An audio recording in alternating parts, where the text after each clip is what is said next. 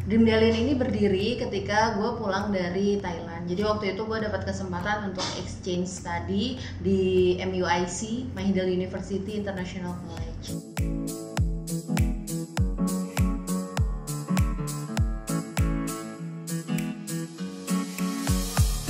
Hai teman-teman, perkenalkan nama gue Alia Nuranufiar. Teman-teman bisa panggil gue Alia. Gue sekarang sebagai Head of Productions di Rumah Perubahan Renal Kasali. Sebelumnya gue di perbankan dan gue juga merupakan founder dari Yayasan Dreamdalian Indonesia. Dreamdalian merupakan sebuah komunitas pemberdayaan masyarakat di mana kami fokus ke 3 hal, yaitu ekonomi, pendidikan, dan kesehatan. Nah, saat ini kami ada di 5 kota di seluruh Indonesia dan juga kami membantu teman-teman yang ada di komunitas-komunitas lain untuk bisa berkembang juga gitu. Kami berdiri sejak 18 Juli 2012, jadi udah sekitar 6 tahun, jalan ke 7 tahun sih gitu.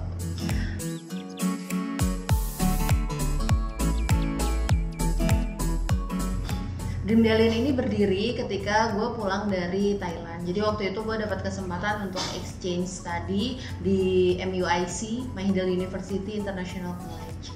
Yang sebenarnya gue kesana belajar terkait dengan international business, tapi justru di sana banyak komunitas-komunitas yang keren gitu, komunitas mahasiswa. Gue ikut 4 komunitas di sana selama 4 bulan dan 2 diantaranya itu yang menurut gue mengubah hidup gue sih. Yang pertama itu adalah komunitasnya namanya SAIF, jadi mereka itu sangat fokus ke social business, dan yang satunya itu adalah volunteering club. Jadi mereka fokus kepada gimana sih ngebantu orang-orang di sekitar lo yang membutuhkan itu bisa terjembatani lah, maksudnya bisa punya kehidupan yang lebih baik gitu. Nah, akhirnya ketika pulang dari Thailand sekitar bulan Mei 2012, gue mulai berpikir kayak gue kepengen nge-establish si volunteering club dan juga SAIF itu di Indonesia, dan akhirnya jadilah Dreamdalian ini.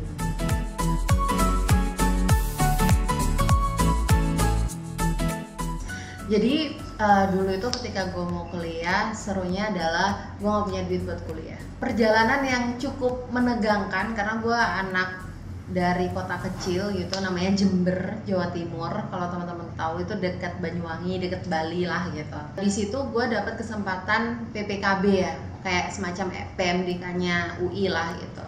Nah, hal pertama yang gue pikirin adalah gimana caranya gue bisa kuliah tanpa gue punya modal yang cukup gitu secara finansial.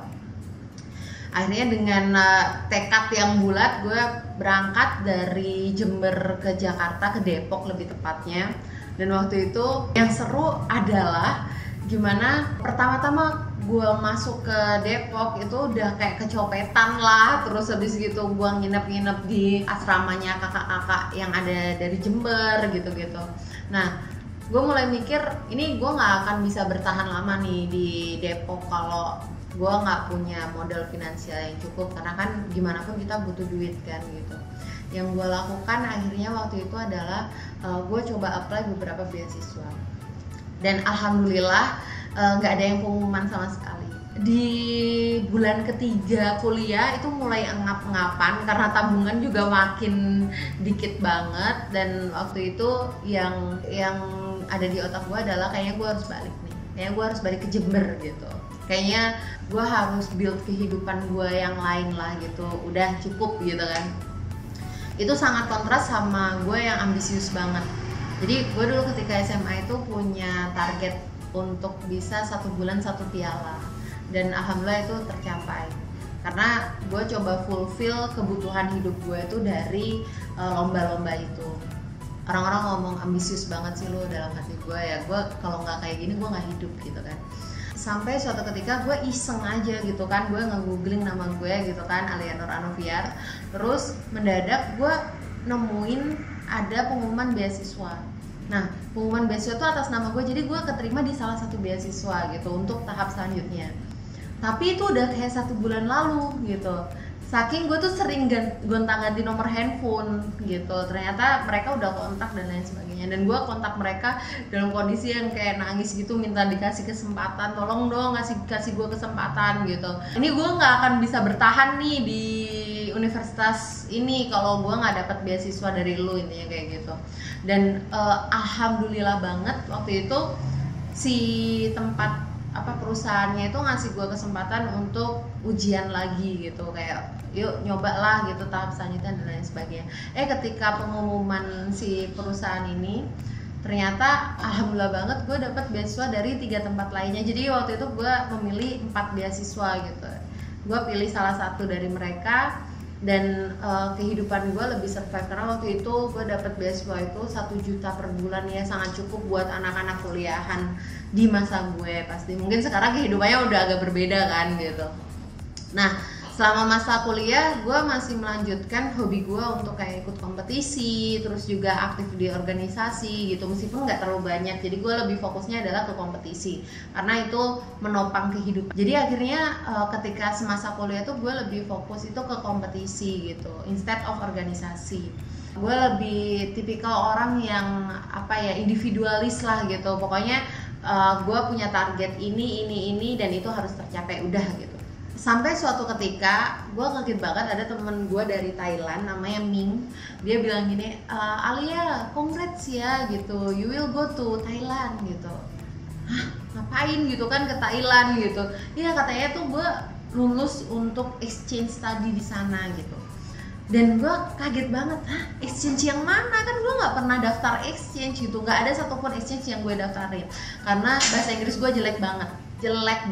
Jadi ketika dia kasih tahu gue itu, gue langsung ngecek dong ke departemen manajemen waktu itu, dan mereka memang iya ternyata gue didaftarin gitu, tapi nggak ngomong gitu kan. Ya gue rasa ini blessing lah ya gitu dari Tuhan. Gue disuruh ngelengkapin persyaratan ini itu yang termasuk TOEFL dan lain sebagainya. Sementara gue paham diri gue lah, maksudnya sadar diri lah kalau nggak mungkin gue bisa dapat TOEFL waktu itu 500 kalau nggak salah syaratnya. Mendadak udah ada surat gitu yang intinya gue harus berangkat, dan itu nggak apa-apa tanpa TOEFL menyusul dan lain sebagainya. Waktu gue tes beneran loh cuma 300 sekian gitu TOEFL gue, seharusnya gue nggak bisa berangkat.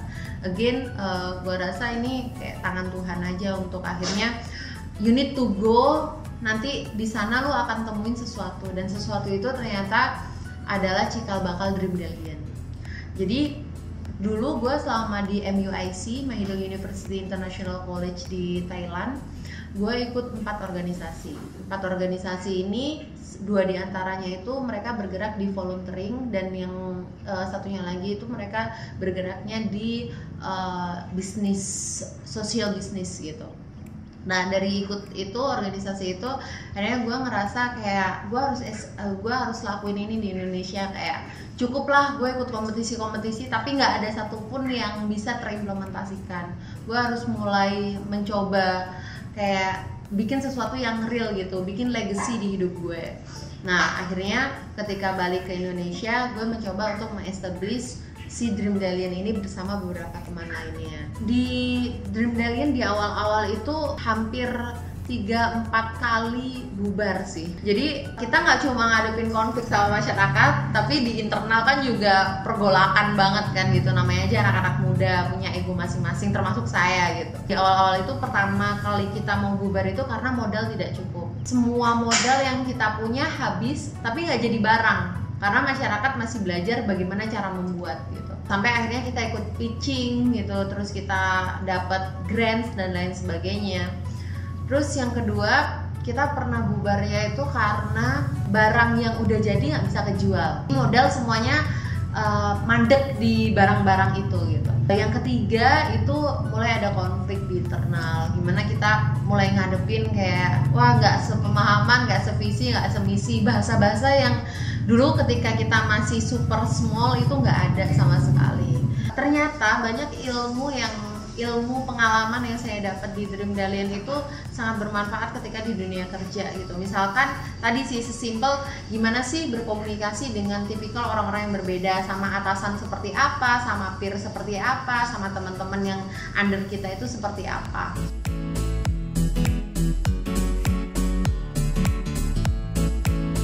Gue sendiri setelah lulus kuliah, jadi waktu itu lulus dari Fakultas Ekonomi UI, gue langsung lanjut ke perbankan. Gue ikut manajemen trainee program di sana, namanya The Complete Banker. Jadi selama masa kuliah gue dapet scholarship dari CMB Niaga dan Kemendikbud. Nah waktu itu setelah lulus akhirnya gue langsung masuk ke program The Complete Banker. Pasti sebelumnya juga sama sih mekanismenya, kita seleksi seperti teman-teman yang lainnya. Nah setelah lulus gue di sana selama 4 tahun karena bondingnya 4 tahun. Yang gue kerjakan di sana lebih ke human resource. Jadi gue sangat fokus ke talent development, culture transformation, terus juga gimana sih lebih kepada human touch lah gitu. Karena memang dari awal kuliah dulu konsentrasi gue adalah di human resource development. Selama gue kerja, gue ngelihat itu kan banyak banget orang-orang yang usianya secara usia itu sudah mature gitu, tapi secara level jabatan itu di situ-situ aja gitu. Makanya kenapa gue tanya ke bos gue gitu kan, gimana sih mas gitu caranya untuk kita itu bisa karir kita itu one step ahead dibandingkan orang-orang lainnya. Karena alhamdulillah gue dapet atasan atau supervisor yang lebih pantas gue sebut sebagai mentor. Mereka itu secara usia masih muda tapi jabatannya itu tinggi semua gitu. Nah akhirnya mereka bilang gini ke gue, ya sebenarnya bisa aja gitu untuk kita itu yang masih muda-muda itu levelnya itu di atas. Caranya gimana? Caranya adalah lu harus bisa kerjain apa yang ada di 2 level atas lu gitu. Jadi waktu itu selesai lulus manajemen trainee kan gue langsung jadi asisten manager. Jadi ketika gue jadi asisten manager, mereka nge-challenge gue pekerjaan senior manager. Nah ini pentingnya mentor di awal karir terutama gitu buat teman-teman. Kadang tuh kan kita ngerasa duh kita masih cupu nih, anak baru masuk gitu, terus ya udah kayak butiran Roma aja gitu kan. Nah ternyata ketika kita masuk dan kita bisa kasih value added untuk unit kerja kita, itu pasti kita juga akan dianggap kok gitu. Dan kita nggak perlu worry sama pengalaman kerja yang baru sekian tahun mungkin gitu, atau mungkin anak baru juga masuk gitu. Karena sebenarnya kalau kita bisa mengkondisikan lingkungan sekitar kita itu akan bisa dorong karir kita gitu. Nah keberanian untuk bisa approach supervisor atau mentor ini sangat penting. Kenapa? Kalau gue nggak pernah berani untuk tanya ke supervisor atau mentor gue gimana caranya naik level, mungkin gue ya akan di situ-situ aja gitu. Tapi karena gue berani tanya, terus gue accept challenge dari mereka itu apa, akhirnya ya gue bisa ada di yang sekarang gitu.